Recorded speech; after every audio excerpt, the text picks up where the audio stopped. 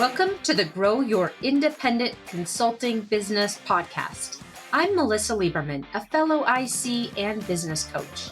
On this podcast, I teach you to become a consistently booked independent consultant without becoming a pushy salesperson or working 24/7. If I can do it, you can too. Listen on to find out how. Welcome to episode 122 of the Grow Your Independent Consulting Business podcast. I'm so thrilled you are here today, and I'm excited to dive into today's topic, which is how to use value-based questioning to elevate your consulting sales process so you can command higher fees. Today, very simply put, today we're going to be working on a few areas of your sales process that you can really dial in order to add more value to the potential client and ultimately command higher fees.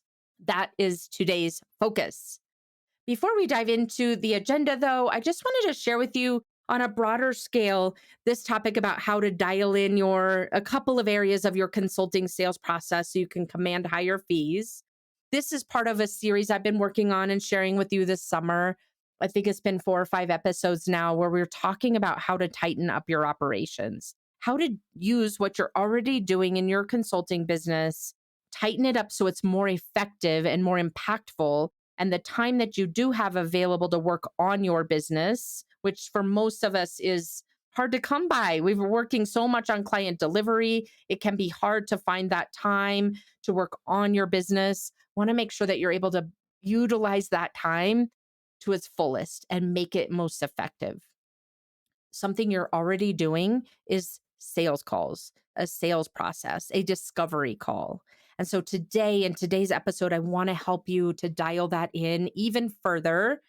We've done other episodes on this topic. We'll link to those in the show notes as well. We want to dial in your sales process even further so that you can start demonstrating value from the outset and so that you are able ultimately to command higher fees or higher pricing.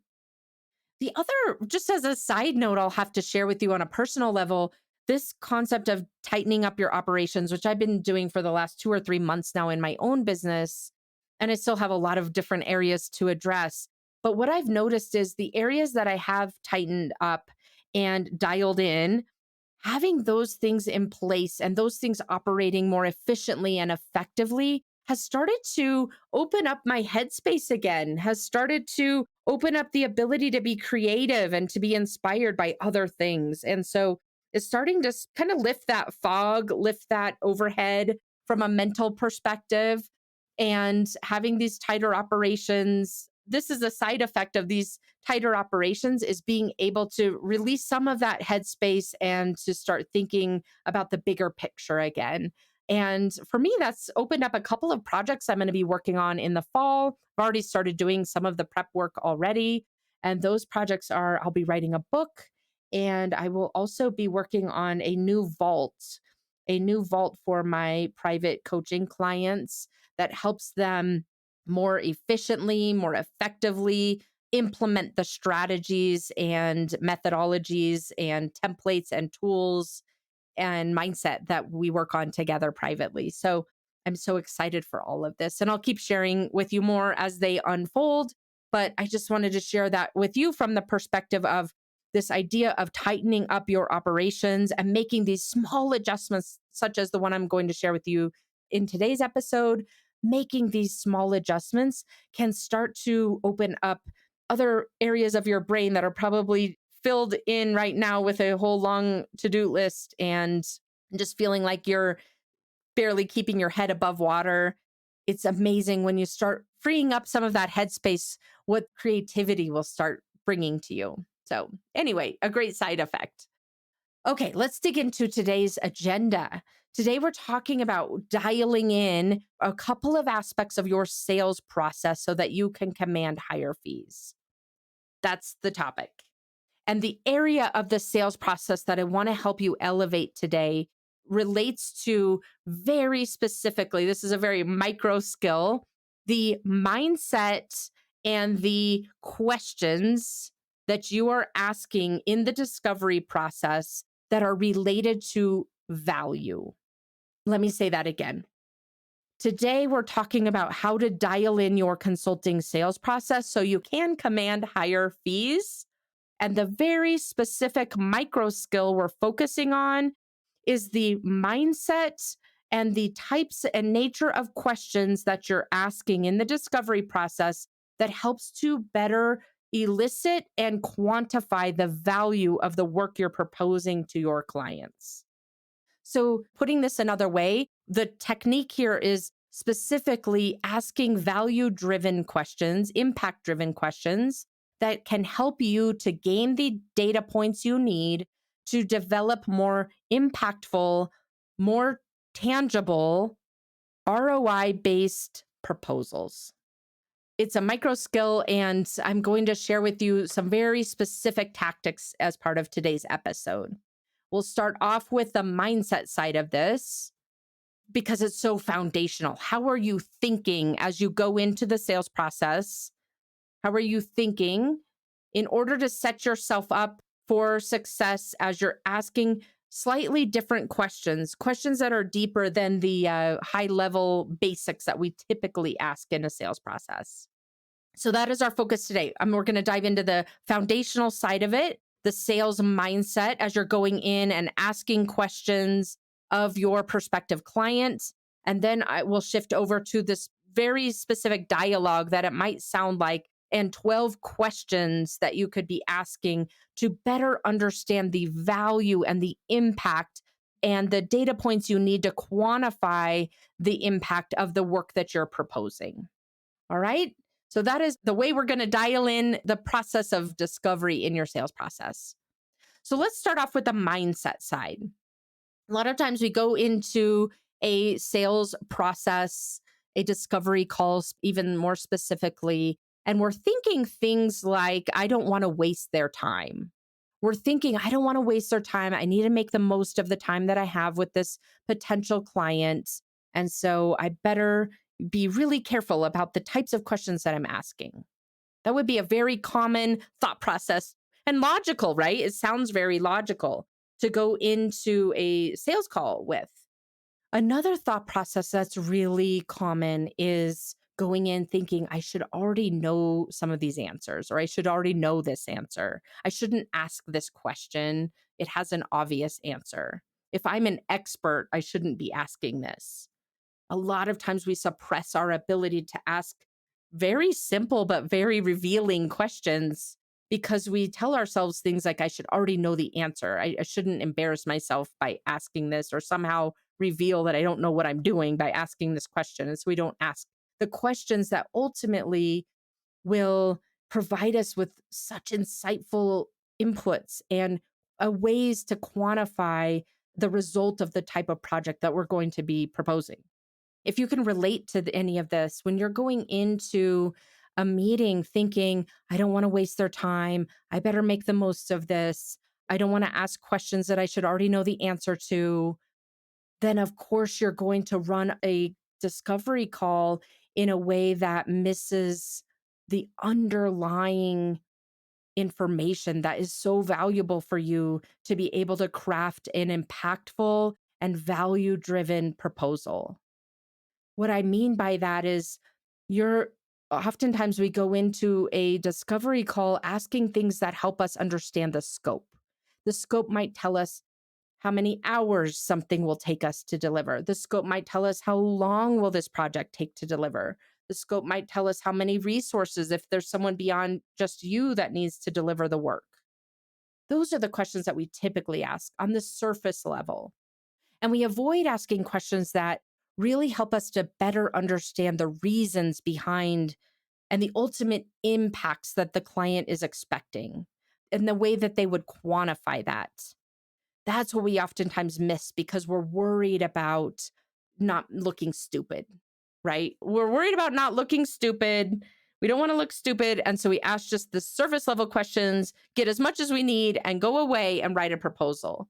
What I'm saying to you today is recognize that this mindset where you're going in thinking, I don't want to look stupid or I don't want to waste their time, ends up making it very difficult for you to be able to ask the questions that you need to ask to quantify and better build a business case around within the proposal that you're offering them.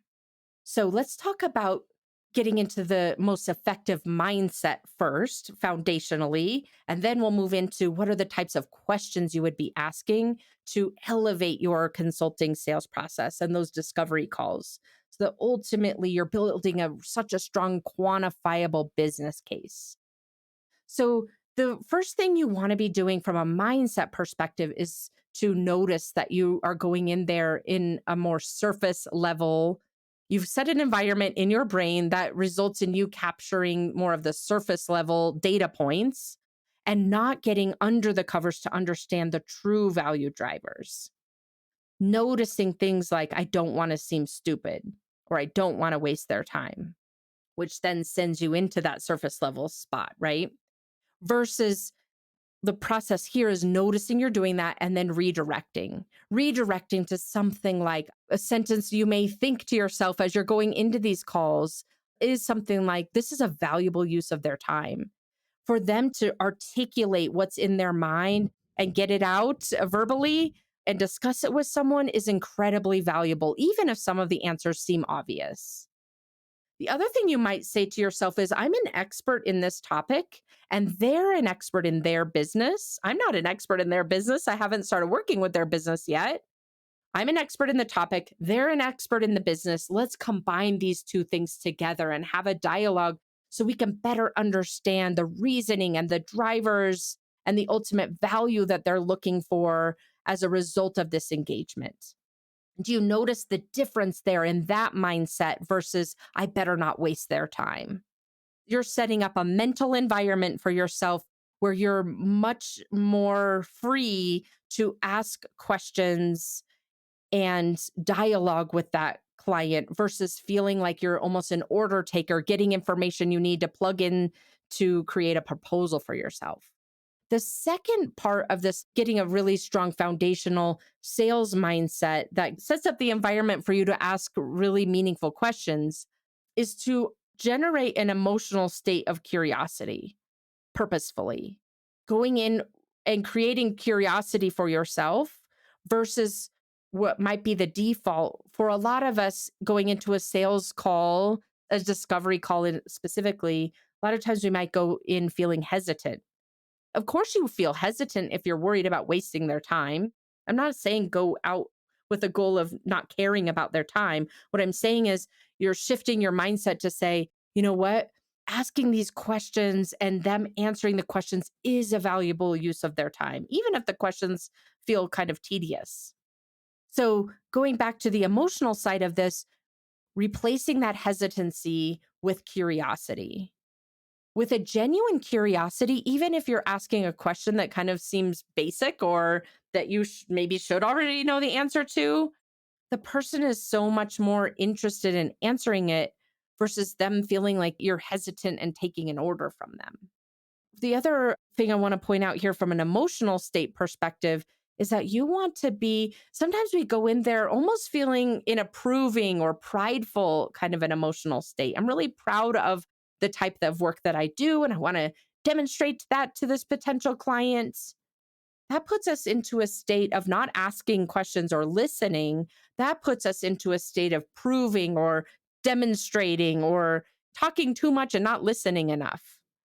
So, really be mindful of what it is that emotional state is that you're going into a discovery call with, and purposefully replace those types of emotions like hesitancy with curiosity.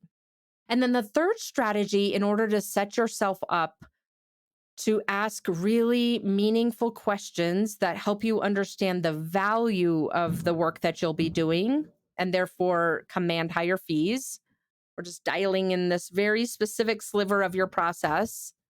The third thing that you want to do is more tactical, and that is to establish permission to ask questions.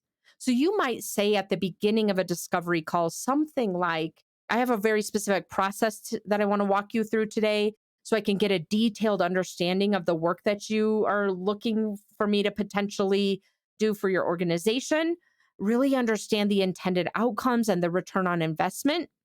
And, I'm going to be asking you a lot of questions. Some of the answers may seem obvious. Some of this might be a little bit tedious, but I want to make sure that I have all the answers I need and I don't fall into the common trap of making bad assumptions. And also so that we have all the data points we need to have a clear path forward so we can measure the impact of the work that we're talking about. Setting that up front so it's really clear to them what it is that you're intending to do, that some of it might be a little tedious or obvious, that you're already recognizing that will, in your mind, give you permission. They likely will just say sure or not even reply at all. It's you giving your own permission to yourself to be able to go down and ask questions that otherwise you might cut off, that you might not give yourself the leeway to ask because you're worried that you might sound stupid. This also helps them to see that you have an intentional process and you're not winging it. You're not just asking them a question to ask a question, you have a reason behind it.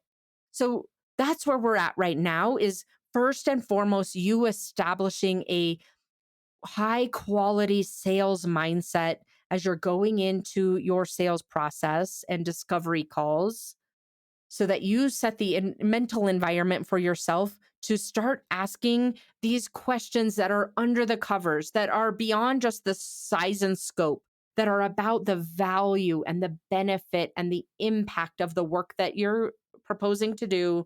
And ultimately, you're able to quantify that. Now, let's just really dive into the very specific, what the dialogue might sound like, and also some very specific questions that you might ask as part of this process of dialing in and making the discovery process more valuable.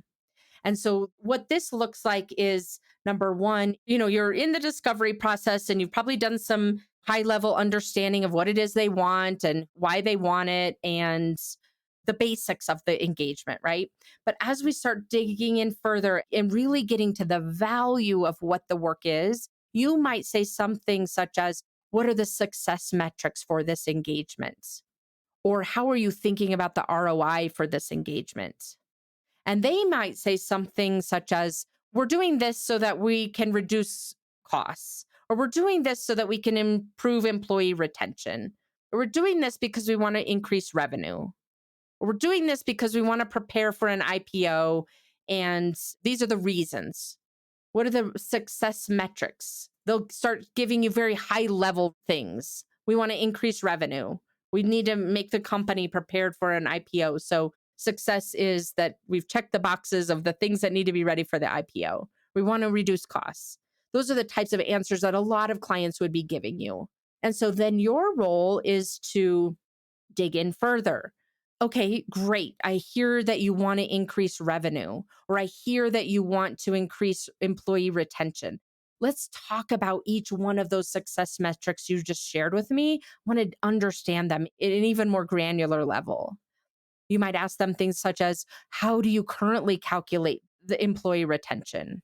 What percentage of employee attrition or retention is a problem? Who decided it's a problem?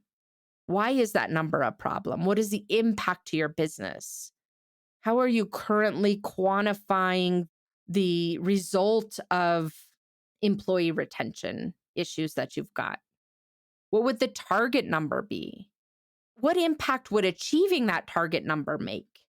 So do you see it can be tedious, it can be very granular, but you're asking very detailed questions to really understand at the end of the day what the metrics are. What are the metrics by which they're going to measure the success of this engagement? Why are they doing this work? And getting yourself the inputs that you need in order to quantify the value of the engagement. And from there, you're then able to bake that into your proposal. You're then able to turn your proposal into a business case. And you have the inputs needed if you're choosing to price based on value.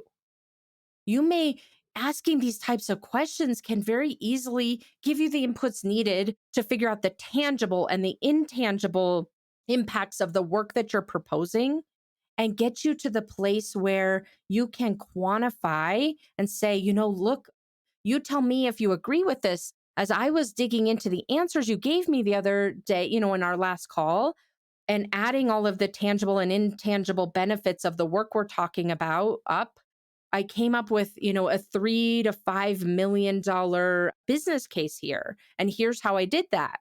What are your thoughts about that? And then they might push back on some areas or be enlightened in other areas that they hadn't considered. And then you've got a $3 to $5 million impact of the work that you're doing. For you to charge 200K or 300K for that type of work from a value based perspective versus perhaps on an hourly basis, it might only be a 25K project.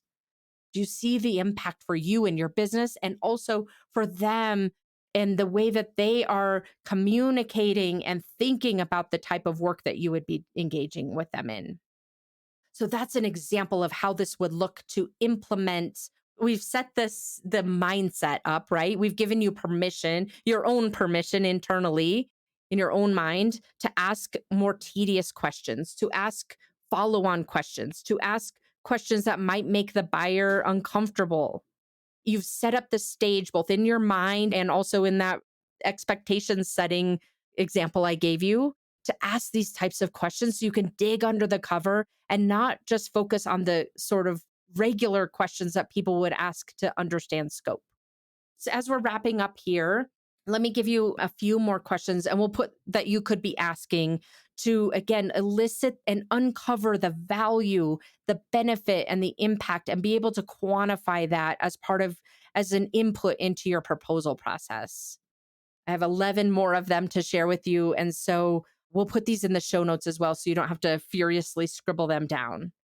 Some of the other questions that you can be asking once you set up your mindset to be able to ask these questions were in a way that doesn't feel hesitant or forced, that you're really asking these from genuine curiosity to help understand the ultimate impact and value. Some other questions you might consider are, how does this engagement connect to this year's corporate goals?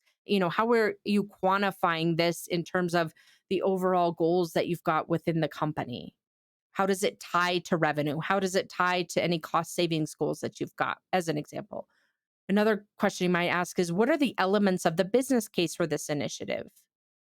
Do you have a business case for this initiative? And what are the elements of that? If you don't have a business case, why not? Not from a judging perspective, but from an understanding of why don't they have one and what might you be providing to support something that they haven't had time or interested in creating.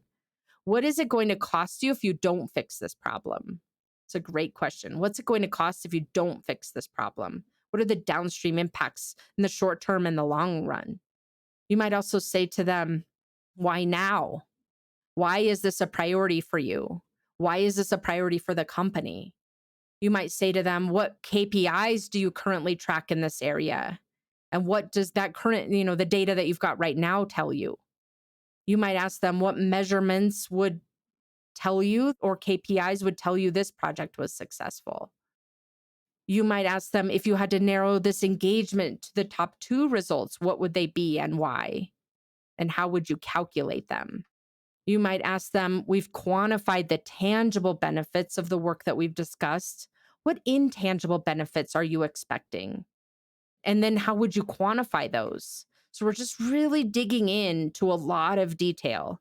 And again, this requires you being in a mindset that makes it okay and valuable to dig into this level of detail.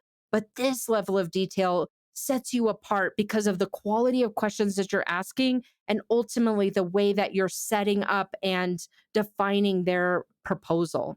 Now, this last question I'll share with you as we're wrapping up might make you feel even more uncomfortable, but I highly recommend that you ask it. And that is, how could this work benefit your bonus this year? How does this engagement impact your own compensation? Look, this might be prying a little bit, but I want to make sure we're on the same page. And oftentimes the company aligns what they want to see being done with bonuses. And I'm curious if yours is aligned, your bonuses or your compensation or your business units bonuses are aligned in any way to this engagement and how they're going to be measured so that I can make sure that we're setting up this engagement in a way that aligns to all of that.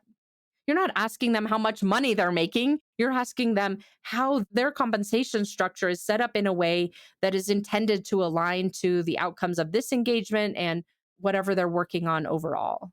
So, that is the strategy that I want to share with you today. And I want to wrap this up with 3 ways to put this work into action for you and your business.